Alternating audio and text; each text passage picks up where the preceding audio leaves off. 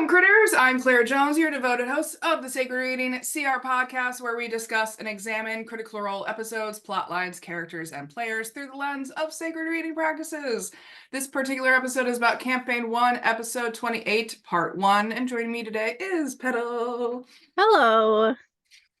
I will say that life has been quite chaotic on this end, so some of the podcasts are coming out in unusual orders and stuff like that. So we're just making things work at the moment. But the icebreaker I have for today is, what are your biggest phobias?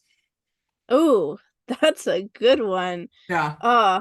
My silliest phobia is that I'm terrified of jellyfish.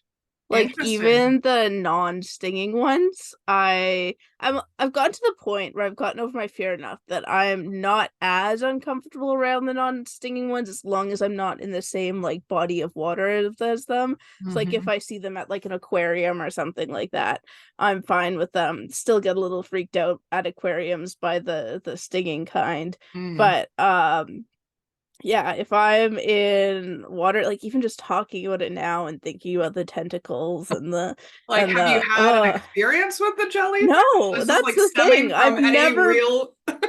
I've never been stung by one. The place where I live, there's the occasional stinging jellyfish, but the majority of them are just like those like small white, like Mhm. clear ones that like do nothing. I'm just terrified of them and just like looking at them and like the way they move. And I feel like they're supposed to be really cool. And like I feel like I should find them cool because they are kind of cool.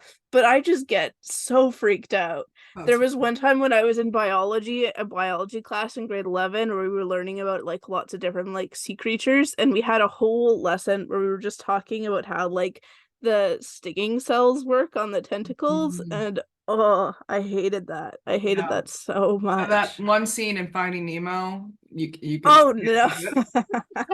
it. No, that's awful. That's funny. Yeah, I don't have a lot of phobias. I am afraid of heights though.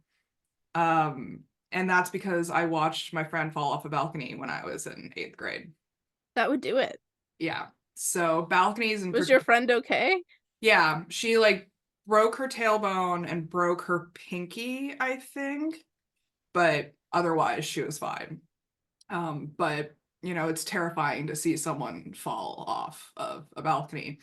Yeah. Um, and so like balconies in particular, especially if it's glass balconies, like I just can't do it. I just have to stand at least 10 feet away from whatever, like even like escalators in malls, like when they're like, Mm. especially the 3-story escalator, I have to Yeah. look up at the ceiling. I can't look down at all. Like Mm-hmm. I just can't do it. So that's Yeah. probably like my biggest phobia. I mean, like all of the other phobias are kind of like given. Like I'm okay with spiders as long as they stay over there. Mm-hmm. I can trap them, I can release them. I don't really like the process, but it's okay. Um, but yeah, I think the heights one is the most prevalent. Yeah, that's fair. That's understandable. Yeah. I think I remember what it was that caused my fear of jellyfish. It's that when I was a kid, I had a book full of animal facts, and there Mm, was a book, like a portion of the book, like a little bit that was on like jellyfish that can kill you from like Australia. mm, And they had a picture of a different jellyfish next to it because I also talked about what the largest jellyfish in the world was, and I kind of associated the two. yeah. And then I was like, oh, and then that fear has never really left, even though now I know that like I'm very far away from the jellyfish that do kill you, and like the chances of being stung by a jellyfish are very slim. But it's the fear is still there. I mean, sometimes they're irrational. Like I don't know if I would call it a phobia, but I definitely get very, very grossed out by like wet hair in drains, you Mm. know? Like I just cannot touch it. Like when I have to clean out drains by myself, like I just like the entire time Mm. I just cannot handle wet hair in drains. But yeah, sometimes it's just completely irrational. Like wet hair elsewhere, fine. Wet hair and drains? No, thank you. Interesting. I don't know what drains in general, I think just gross me out. Like when I'm standing in a shower and the drain is right in the middle of the shower, I cannot put my feet on it. Interesting. I have to stand around the drain. I cannot put my feet on the drain itself. Yeah, drains are pretty gross, so I can understand that. Yeah, it's just funny, the things that we have very strong boundaries on. Hmm. All right, well, please join us as we embark on this exciting adventure in story analysis and self-reflection in order to deepen our understanding of ourselves and the world around us. As always, we love hearing your own insights and stories, so please comment, like, subscribe, and ready? All right, let's dive in.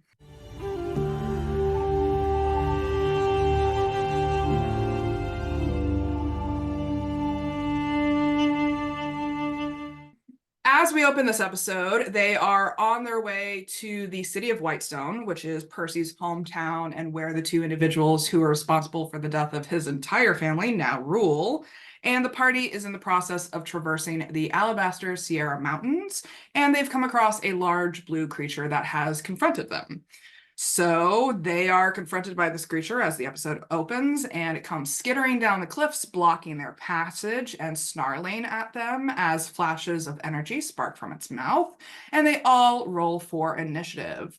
First, Percy shouts to the party, "Get down!" and takes 3 shots at the creature, including a sharpshooter shot and a headshot. All 3 hit. Next, the creature approaches the party and its eyes flare as it shoots a bolt of electrical energy from its mouth at Grog, Vex, and Trinket. Grog and Vex manage to dodge some of the damage, but Trinket takes the brunt of it and is immediately knocked unconscious. Vex is furious and places her hunter's mark on the creature. She uses Hail of Thorns, hitting both the creature and Grog, then shoots a second arrow, which wedges itself under the creature's scales. Vex moves into a crevice off to the side, but still near Trinket, of course. Grog goes into a frenzied rage and attacks 3 times with his Firebrand Warhammer, all 3 hitting the creature in the face. Keyleth runs up to Trinket and casts Cure Wounds, bringing him back to consciousness. He licks her in thanks.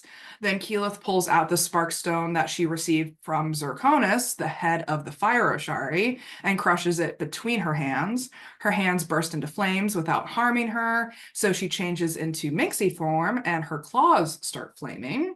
She moves toward the creature, then Tiberius casts Stone Skin on himself and backs up behind an outcropping of rock. Vax clicks his Boots of Haste and darts behind the creature. He attacks it while it's distracted by Grog twice, but then the creature turns to look at him and the third attack fails. Scanlan summons Bigby's hand and punches it in the face, but the creature ducks out of the way. Scanlan inspires Grog, then Percy moves closer and tries to shoot, but his pepperbox misfires, so he gathers the pieces to try and repair it. The creature bites Vax, but he dodges some of the damage. It then wraps its tail around Grog, crushing, grappling, and restraining him. It moves to the other side of the ravine, dragging Grog along with it. Vex backs up toward Percy, receiving an opportunity attack from the creature, and Trinket follows her. She shoots the creature twice with a normal arrow as well as a blazing bowstring arrow, both hitting. She tries to hide behind Percy, but it doesn't really work. Grog successfully breaks the grapple by biting into the creature's tail and then hits the creature with his hammer, causing flames to shoot off of it. Keyleth, as Minxie, attacks the creature with her fire claws, then bites at its tail in return. Tiberius casts telekinesis and sends his glaive spinning toward the creature, but it misses, so he hides behind the rock again. Vax backs up and throws 3 daggers. The first deals heavy damage as a sneak attack. The second barely hits, but the third misses. Scanlan uses Bigby's hands to poke it in the eyes, then hides behind Trinket and inspires Percy. Percy manages to fix his gun and fires twice. The first shot hits, but the second misfires again. He then rolls across the ravine to duck behind Tiberius. The creature regains its lightning breath and moves around Grog, earning an unsuccessful opportunity attack from Minxie Keyleth, then unleashes its breath on Grog and Keyleth. Grog manages to dodge most of the damage, but Keyleth is forced to revert back into her normal form, slightly singed from the attack. Vex shoots twice at the creature, both arrows doing no damage. She ducks into the side of the ravine, and Trinket stays in front of Scanlan to guard him. Grog smashes his hammer into the creature's head, slamming it into the ground, and he just keeps bludgeoning its head until it's really paced, killing it off. And eventually Scanlan uses Bigby's hand to grab the hammer and stop him from his rage. Vex coaxes him out of his rage, then walks up to the fallen creature and kicks it, saying, "That's for Trinket, you dick." The group takes a short rest. Percy works on fixing his gun, while Keyleth harvests some parts from the creature, realizing that it is a Behir. She gathers some hide and scales, as well as the gland that it used to produce lightning. Percy has an idea to use the gland as part of his diplomacy glove. Vex also climbs up to the ledge where the Behir leapt from and looks around for a cave, but can't see one. Vax, watching his sister struggle her way up the cliff, also attempts to climb up, but fails. The party finishes their rest around noon, and Keyleth asks Percy a bit about how far they have to go, and he says that he's never come this way before. Vex makes a nature check to check out the stones, but Tiberius, impatient from all of the waiting, aka absent from this episode, says that he feels he doesn't have enough materials and hasn't prepared enough. He says he has an idea and he'll be back in a few days. He starts drawing his teleportation circle, and the party objects, saying that they need him, and they try to convince him to stay, but he just leaves. The remaining members of the group continue down the path out of the ravine, with Vax scouting 40 feet ahead. Scanlan requests that Vex sense for dragons, and she begrudgingly does, finding that there are several draconic entities in the area within the 6-mile radius, but they're far enough away to not really worry about. Scanlan and Vex argue a bit, and then Grog reminds everyone that they have a Dragon Slayer longsword if they need it. Vax and Scanlan talk about Vex's shit for a little bit, and then they continue on. Along the way, the twins notice a portion of the mountain that looks too angular and smooth to be natural, so they point it out, and Grog rolls a natural 20, instantly recognizing it as a stone giant fortress. They discuss what to do and decide to stealth their way up to the chasm on the other side of the fortress, and Keyleth does slip at one point, but Grog pulls her back. They make it up to a narrow ledge where they can look down onto the fortress, but they don't see any movement, and Vax notices that one of the doors is actually broken and ajar. Keyleth turns into a bat and flies up to one of the windows on the upper floor. She sees that most of the furniture inside has been broken and destroyed, and there are large splatters of dried blood everywhere, but there aren't any bodies, living or dead. She sees a ramp leading to the ground floor and flies in further to take a look. She sees the same scenario: broken furniture, dried blood splattered everywhere, no bodies, weapons, or armor. So Bat Keyleth lands to see how much dust she can stir up, to see how long it's been there, and quite a bit does go flying into the air, but she can't determine how long the building has been empty. She flies out the front door, returns to her normal form, and calls the rest of the group inside. When they head to the fortress, they realize the impact that destroyed the door actually came from inside the building. Vax and Scanlan investigate the room, determining that the blood has been there for about 2 to 3 months approximately. They also notice that there are streaks where something was dragged out of the blood pools, but they don't last for long.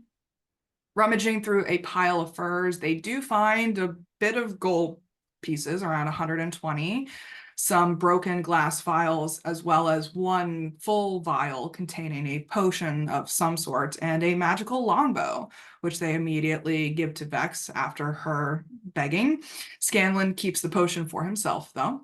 Grog and Vax step outside to keep watch while Percy investigates to try and find out what happened to the bodies, but he can't really figure it out. Grog and Vax see several flocks of birds outside, one of which begins circling closer to them. Vax quickly ducks out of view, but Grog rolls a natural 1 and just stares up at the birds, shouting at the party that there are a lot of birds coming their way and points at them. He shouts at the birds to go away, and they immediately begin circling the fortress very closely, and he realizes that there are about 100 crows coming at him. Vex and Keyleth manage to convince Grog to come back inside at that point, and eventually the crows begin to fly away. But before they can get too far, Keyleth conjures a sleet storm above them, and so they are pounded by sleet and hail, and several of the birds are knocked to the ground, the rest flying off. Grog grabs one of them and rips its head off with his teeth as Vex tries to protest. The party leaves the fortress. Grog sprinkles some dust of tracelessness behind them, and they make their way down the mountain into the forest outside of Whitestone. They suspect that the Briarwoods now know that they're coming, assuming that the birds were sentries of some sort, but they continue on. So that's where they break for the episode. So what do we think of this first half? One of the first things I noticed about this episode is how much more cohesively they seem to be working together. Yeah. I don't know if it's just because, certain elements not being there or they're finding their groove or both. But after so many episodes where whenever there's combat, it's always like they're just not on the same level or wavelength. Like, not everything they tried was successful, but everything just felt a lot smoother, and like they were actually helping each other out. There was less arguing. I also found it interesting how, of course, Matt would play Tiberius as Tiberius was being played, but that his moves were still going to hide behind things and like running away and leaving, like to the fact that sort of like selfishness with how Orion played, not to bring up Orion again now that he's gone, It's but season. We are in the episodes where it's going to be the elephant in the room. So yeah, but oh, I lost my train of thought. Hold on. Matt playing Tiberius, hiding behind the rocks. Yeah, hiding behind the rocks. The stone skin was also very much Tiberius. The Yes, leaving with yes. very little explanation, also very much Tiberius. Yes, I remember where the fact that Orion played it so much so that it was such intrinsically a part of Tiberius's character that Matt couldn't do anything but play Tiberius selfishly. And like another factor too is because like obviously you don't want to like risk killing somebody's character when they're not there, but it also was like it didn't feel like, oh, I'm just conveniently moving this character out of the way to make sure nothing super bad happens to them. It was like Tiberius to a T. Yeah, and his accent was on point too. Like that was Yeah. scarily accurate too. And all we needed was some obelisks of stone, and we would have had Tiberius there. Oh yeah, absolutely. With the stone skin or whatever, he was basically an obelisk of stone. Yeah, I mean, ideally, Tiberius would want the stone skin before they rolled initiative, but Yeah. yeah. But I think that also speaks to the skill of Matt as a DM in this regard, because he can often seamlessly pick up with character choices. The players themselves are absent. Yeah, and it was also really cool to see that like he was able to play Tiberius in a way that was true to the way that Orion had been playing Tiberius, but without causing conflict at the wider table, which goes to show that like, yeah, sometimes you can pull up like character conflict and have it be like genuinely part of the story, as we see lots of in future campaigns, and not impact the table dynamics. But you can do the exact same things, but do them in a way where it is kind of aggravating to everybody else at the table. But yeah, it was so refreshing just to see how well everybody was like collaborating together. And it was really sweet the moment that like Grog jumped in to defend Trinket, and it just felt so much more cohesive. Yeah. It's funny because we can almost look at episodes like these as a little boring almost, because there is little inter-party conflict. There is little, like, yes, they do have a fight with the Behir, and yes, they do a bunch of investigating in the Stone Fortress, but there's not a lot of drama involved in those two activities. Like, they made a decision as a group, like, I think Grog even is the most disruptive in this part of the episode with his rolling natural ones, but even disruptive in the sense of rolling a natural 20 as well. Yeah, And I think that that is almost the point of D&D too, is not to have the unexpected elements to be player conflict or drama. You need that to be the dice rolling a certain way. You need that to be absolutely. like how the party works together, because we really, you're right, we haven't seen this type of cooperation from them probably since before Vasselheim, maybe Yeah. like But yeah, before the Rakshasa deal. yeah. And yeah, I'm all for like conflict, like between the characters, conflict moves the story forward. It can be super interesting. But yeah, as you said, it's the moment when it's like crosses into the onto the table and among the players that it stops being fun because it's Mhm. not fun for them. They're Well, getting upset and worked up and things are upsetting and yeah. and I think, we usually see group mending, group cohesion reestablish itself in these off times, like the off time Mhm. they had in Amman, the off time that they have to like recoup, like during this week that they have to just do the things. But we saw that that actually created more conflict within the group than it solved ultimately at the end of the day. And Mhm. that's also an unexpected element. And so I think it is relieving and a little more easygoing when we don't have that type of friction going on. Absolutely. Absolutely. I mean, they're on their way to dealing with Percy's past, and yet Keyleth is really the only one that's pointed that out so far. Like, I think Mhm. all very worried about Percy, but they're also trying to like, I think they're all trying to play peacekeepers at this point too. Yeah.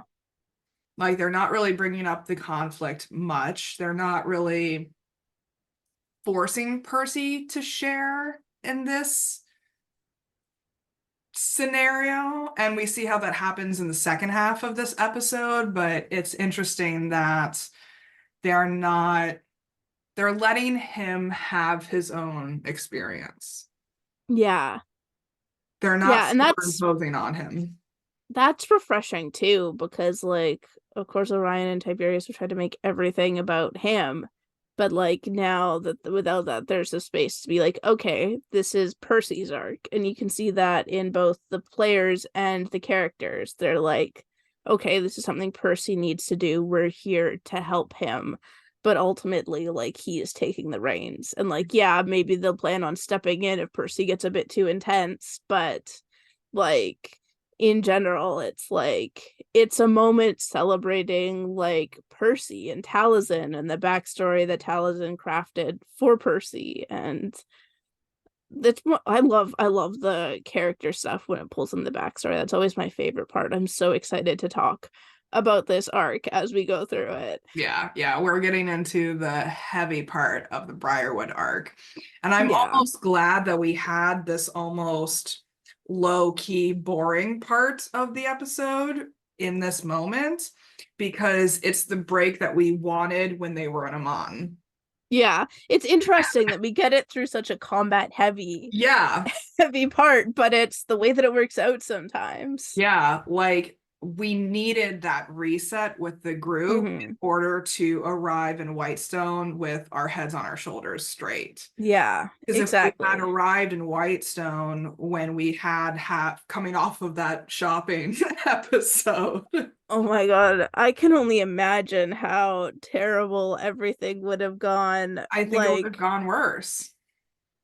yeah, I hadn't even considered that, but gosh, those combinations would not have been good. Yeah, like can you imagine just like them as players, them as characters going straight from the shopping into Whitestone instead of having this kind of breather in between that they're now having.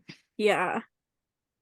it We wouldn't all have knew been that. good. They wouldn't have been able to keep their cool with the intense situation that they're about to face in Whitestone. They would have landed themselves into so much more buckets of trouble. Like there's potential maybe characters would have died. I don't know whether I'm just like getting to like it's always a possibility. It's D&D. It's always a possibility. Yeah, yeah. I mean, I wonder if Matt planned for that because I saw a lot of talk in the chat when I was rewatching the YouTube video of like, oh, Matt is just drawing this stuff out for when Orion comes back so that Orion can like come back at a, when they get to Whitestone kind of deal. And like me knowing what I know, I was like, that's false. But Mm-hmm. I wonder if Matt had, because they also, this is something that we kind of didn't really talk about in the previous episode, but they shaved off 3 days of travel time by using Mm-hmm. teleportation circle because they went from Amon to Westruun and then to the mountains. Yeah. So I'm wondering if Matt had more buffer time planned. Mm-hmm. Like, did he have 3 more days worth of buffer experiences to help I wouldn't be them? surprised. Like Yeah. he often has the full travel planned out. He doesn't often skip over stuff with travel. Yeah. I mean, we're talking about liminal spaces here, right? Mm-hmm. Talking about these transitions that we need in order to go from point A to point B, because if we just smash them together, it's almost too jarring oftentimes. Yeah. So, like, we often need these travel journeys, these travel experiences to act as those liminal spaces, Absolutely. because that helps us process, that helps us, make sure that we are mentally, emotionally, at least rested, if not prepared, Yeah. when we get to point B. I mean, things are going to change very quickly, very soon with this arc. Yeah. And so Well, even just in the second half of the episode, which we'll talk about next episode, but yeah, big things are coming. yeah, yeah. I mean, I would almost ask you if you have any predictions, but we already know what's going to happen. So that's a moot point. Yeah. We'd have to catch this podcast up, cram a whole bunch in, and catch it up with the actual Critical Role show, which we're steadily following behind, like increasingly behind on to be able to make those sorts of predictions. Yeah, yeah. But I think it's right in the sense of like we needed this in between space here. Absolutely. And I really do like the dynamic because we get to see more of the twin dynamic in this. We get to Mm-hmm. see more. We saw the Keyleth and Percy dynamic in the previous episode. And even like Scanlan is kind of coming to the forefront in this episode as well, with how he's using Bigby's hand. Like, I don't know if he's Mm-hmm. really used Bigby's hand in this kind of. Yeah, it was cool to see that more of that like character driven stuff, like the creative, like the poking in the eyes and Mhm. stuff like that. It was just like that creativity and that sort of like brashness that Scanlan has just Yeah. coming to light. I really liked that moment. Yeah, yeah, we do see there's more room for creativity in this Mm-hmm. dynamic that we're seeing because it is more character focused, more so than player focused in this Yeah, first half. absolutely. Any personal experiences that are coming to mind for you? Well, I mean, I know I've talked to death about my situation at work and the toxic staff members that have been apart, but like, man, those transition moments, like I remember so clearly. I mean, because it only happened like a few months ago or whatever. Like that feeling of peace and regrouping, and like, because teamwork is like so important, especially in a workplace, especially when you're working with people, especially if you're working with teens who are very dysregulated and are going through really difficult traumatic situations, and like for Like D&D so parties? long, like D&D parties. But like for so long, while certain members of like the former members of staff were like a part of it, like they would, like there'd be so much drama between the staff and it was hard to focus on like the actual work that we were doing, and like things were like people were backstabbing one another and stuff like that. And I just remember the relief once I in an ideal world, I wish things had worked out. I wish those people were the sort of people who could have like figured things out and rallied together as a team. But unfortunately, it was those sorts of situations where like we really just needed them gone.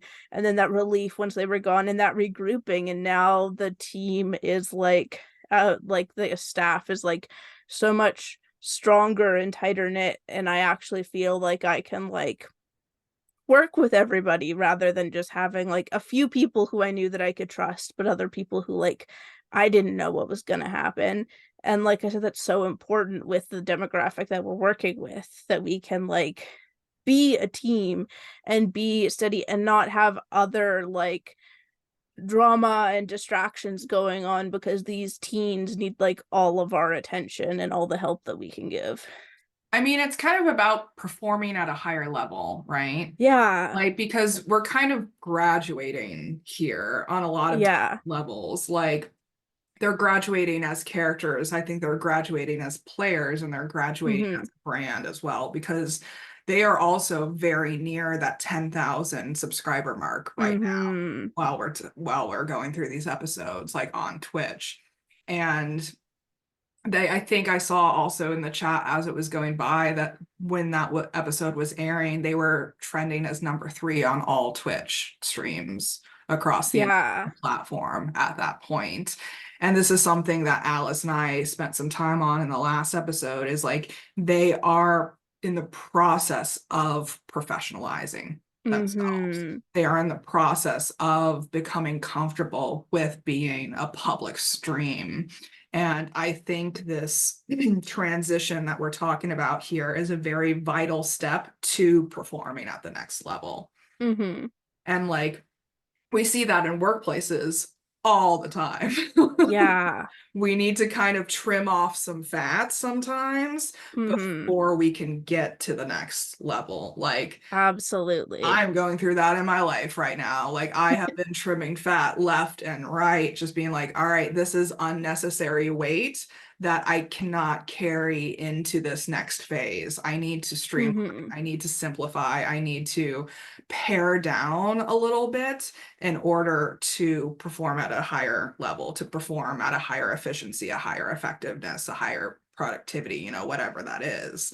And Yeah. when we're talking about liminal spaces and like journeys, especially in D&D, I think we can sometimes have a tendency to jump from conflict to conflict in the D&D setting, because Absolutely. some people, that's just what they like about the game. Mm-hmm. That's what they like about the game. Go for it. If you just want to punch and hit things, by all means. But I think a lot of people need those in between buffers in order to get what they want out of the game. And I think about this a lot in terms of like travel. Like, personally, I like road trips so much more than airplanes. Mm. Because I Yeah. always feel so disoriented when I go from like, one time zone to like 3 time zones over.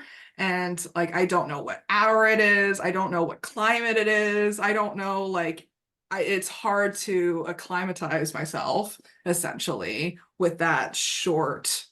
Mm-hmm. Well, Yeah, that makes sense. but when I'm driving, I get to like, it's a gradual progression over time, Mm-hmm. more so than just jumping. Like, I don't know if I could do teleportation. Oh, I wish teleportation was real all the time. I mean, I'm an efficiency nerd, so yes, I could do it, but I think it would be jarring. But yeah, I am going through one of those phases too. And it is somewhat painful to be in that in-between phase, Oh, absolutely. because it There's more is, uncertainty in it, and yeah. there's all of those like fears of like, oh, what if this like this stuff that we're trimming off is actually essential? What if we fall apart without it? Yeah, I mean, it's the what ifs, right? That get you Mm-hmm. at the end of the day. Like, what if we could make that person work for our organization? What if they were capable of fitting into the team better? What if they had the potential to grow? Like, I run into this with like romantic partners all the time. Like, if only they Mm-hmm. had 2 more years of therapy. Yeah. And like I always want to see the best in people if I can. Of course, there are people out there that like there's like no hope for them, like people who are incredibly like harmful and bigoted or whatever. But like if there's room for that what if, I'm like, I want to put that trust in people. I want to like believe in them. I want to see them do better. Like I don't want to be like malicious about it, but like, and so there's always that question that like, oh, like what if there is a way to make this work? What if there's a way to like stop the like pain that will come to this person by like continuing the path that they're on, and the pain of like, you know, losing jobs or losing whatever. And it's just like I constantly think about like their side of things if I can. And the sad part is that like, I mean, you can't change other people. They have to make their own choices. And if they're behaving in ways that are harmful, like you Yeah. can't do the work for them and change them. That's work that they have to do themselves. And sometimes it is that like cutting off that makes them see, oh wait, there's like something here that's wrong. It doesn't always happen, because sometimes it's just like oh, those people were like bad all along and whatever, and just like reinforces their ideas. But like they also, if you let them continue in the way that they're continuing, it enforces those ideas all the more. Like Yeah, there's a difference between like a few behaviors one time and a pattern of behavior. absolutely. You know, like we were talking about this a little bit in the past episode, is like, what point do you honor the nuances, and at Mm. what point do you go cold turkey? There's a breaking point for everything. Yeah, yeah. And I really wish we could have a Tiberius fan on this podcast. It would be really So interesting to hear a Tiberius fan perspective. I am I fascinated. can't I'm say like, that I'd agree with them, but it'd be fascinating to hear. fascinating. I'm like, I want to know, like, one that experienced it in real time, of like loving Tiberius, rooting for Tiberius, and then having all of this drama go down in the company. Like, I Mm-hmm. really want to know what it was like from their perspective to go through that. And like, were they the what if people in that scenario? Mm-hmm. What if we could make it work? What if Tiberius and Orion could be better assimilated? And I think the group as a whole gave him plenty of chances. They definitely did. They gave him far more chances than maybe they should have. But I mean, again, it's the what ifs. I can't fault them for wanting Yeah, to see the best in like a man who was their friend because and who they've had been going spent for, so long with him and played yeah, D&D so long with him. they've been going for 2 years prior to going onto the Mm-hmm. stream. Like, that's a long history of having someone involved with the group and having this built camaraderie, built history, built, because they are more or less a family at this point in time. Oh yeah. And so I would love to see it from the Tipsy fan perspective. Yeah. Like, Yeah. I'm fascinated by that Mm-hmm. because there's so much discourse in the community about this break, but man, we could write a thesis about it if we just found a Tibbs fan. Oh, I'm sure we could. So what are we gonna do about it?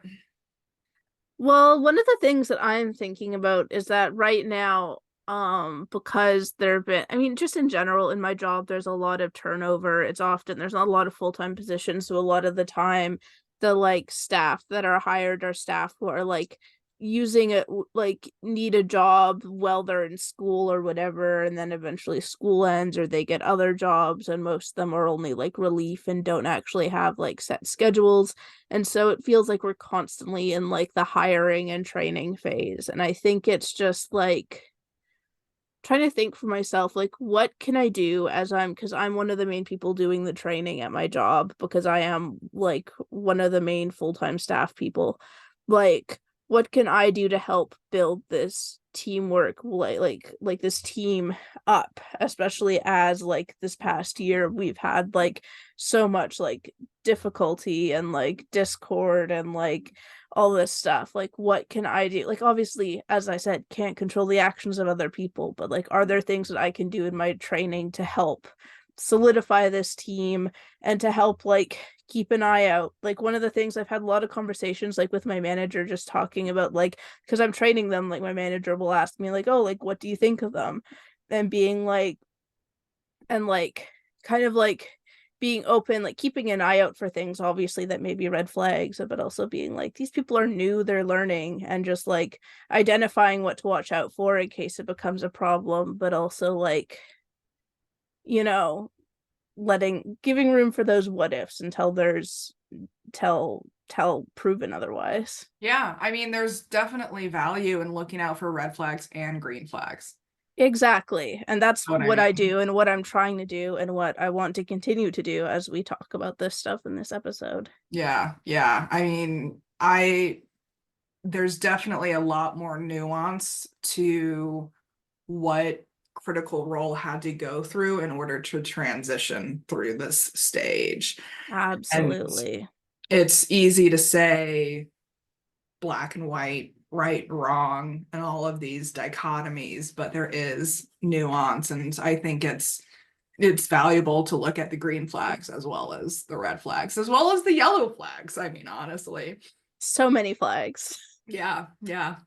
Gotta look at people as the whole of who they are. And sometimes it's incompatible, but sometimes there are ways to make it work. Yeah. Yeah, absolutely. I mean, man, I think I have to honor the in-between a little bit more because I am such an efficiency nerd, because impatience is my Achilles heel at the end of And you the said day. that you're in a bit of an in-between stage yourself right now, too. I Yeah, imagine that yeah. must be difficult for you for what I know of you. Yeah, I have to be, it's a practice in patience, man, and it's a practice of being okay with uncertainty, which is one, Hmm. maybe we can go back to the icebreaker question, and that's one of my phobias, is uncertainty.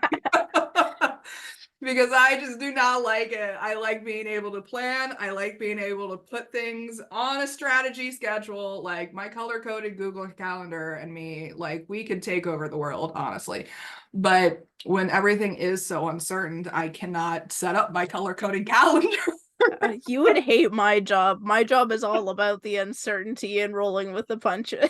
Oh man. Like when I'm in the moment, I can definitely be okay with absurdity and uncertainty, but for longer term planning, I need more certainty. But Hmm. it's funny because like my dad always said that I would go far in life because I can keep my cool in absurd situations, but it has a time limit. Yeah, that's fair. That's very fair. I feel like everybody has their limits when it comes to dealing with things, and some people's are larger than other different lengths for Yeah, different people. absolutely. Like how many spoons do you have, And I've really had to become very conscious of my coping mechanisms in this Hmm. time and be like, okay, what are the mechanisms that I can use in order to emotionally regulate throughout this period? Yeah. Lately, it's been ice cream and vampire smut. That sounds pretty solid, honestly. Yeah, my therapist the other day was like, maybe you should do some like body movement in with that as well. And I was like, fair, that's fair. She's like, you got to ground your chakras. And I was like, fair, fair, fair. But it's like having that tool set of coping mechanisms to help in these times of uncertainty, these times of liminal period, because otherwise I myself just become moralist, and I need some sort of grounding behavior, grounding habit or something to make sure that I can keep my eye on the prize, but also be open to whatever happens. Like Exactly. It's it's a difficult balance. it is. It is. Just as everything is, it's a difficult balance. I feel like we talk about balance a lot in these episodes. Yeah, I mean, a lot of life is about balance. It's very true. I mean, art is life, life is art. And that's exactly what we talk about on this podcast. Well, anything you want to add before we start wrapping up? Oh, I can't think of anything. Well, this is powerful stuff that we're talking about, and you know, this is the calm before the storm. It is Yep. definitely the calm before the storm. So we are going to go full high octane following this episode. So strap on, strap in, you know, whatever you need to do. Get your seatbelts on. Get your seatbelts on. And audience, we definitely encourage you to share your own insights and stories and feelings with us as well. If you're a Tipsy fan, reach out. We want to hear from you. And we'd love to know how Critical Role has impacted you in your own lives. Special thanks to Petall for joining me. It's been a pleasure. Yeah, thanks for having me. As always, I've really enjoyed it. Yeah, so next time we'll be discussing the second half of this episode, which both of us didn't know existed until this week. Yeah, the break, they didn't have that chunk as usual. They just like skipped over it. So when I was scanning over the episode trying to find where the break was so I could budget time for it, I'm like, there's no break, but that's just because they like cut immediately to after the break. Yeah, it fooled both of us. So sorry if we fooled you in the course of fooling ourselves. So, you know, it happens. So we'll be going over Campaign 1, Episode 28, Part 2. And joining me will be Petall. So I'm always looking for more co-hosts and guests. If you're interested in coming on the series, just hit me up. I'll send you the link. And in the meantime, please comment, like, subscribe below. Follow us on Tumblr at Sacred Reading CR. And I still have not updated the Tumblr in months. I am sorry for that. I have been busy. Until next time, may all beings be peaceful. May all beings be free. And be the chaotic good you wish to see in the world. Take care, guys.